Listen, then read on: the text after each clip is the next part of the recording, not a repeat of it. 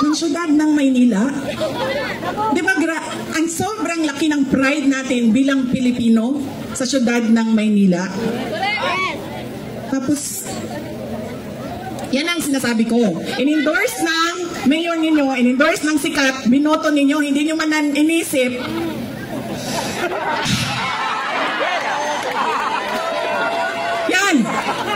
Yan ang sinasabi ko sa inyo. Kasi, ang ugali natin, in-endorse ng sikat, sikat ang apelido, kinabuto ko na ito. Sumayaw, kumanta, napatawa ako, bahala na yung pangako mo, hindi natutupad, okay ka na. Yan ang, kita niyo, nasaan na yung bansa natin ngayon? Nasa kangkungan na tayo.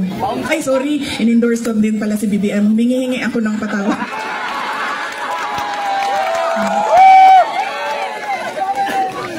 Humingi ako ng patawad sa inyong lahat.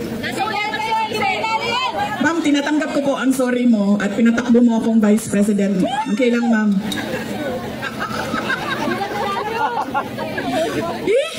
Ang sabi, namuli na ta, uy.